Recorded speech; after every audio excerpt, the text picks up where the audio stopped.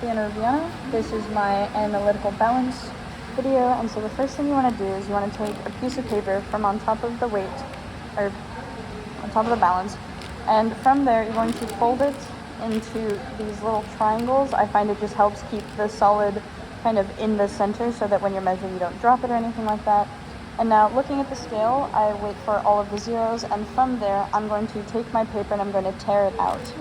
And what that means is I'm going to put it on the balance, close the side door again, and once I get this number kind of settled, I'm going to hit the tear button and wait for that to go to all zeros. From there I'm going to take my salt and, using a spatula, measure out about 1 gram.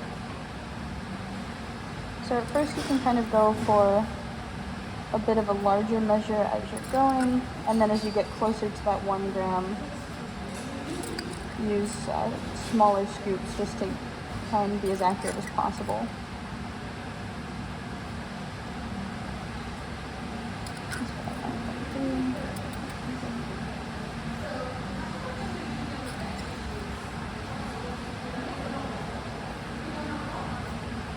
That's a bit too much. So you can take off a little bit as necessary.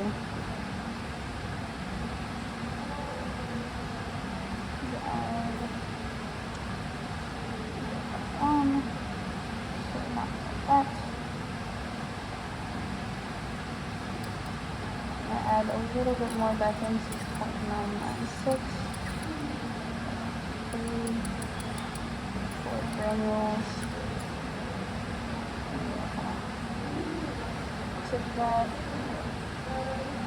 Perfect. So now I'm going to close this, close the door just to make sure that I get an absolutely accurate reading. It's reading about 1.0057 or so is most likely what I'll mark down, 5857.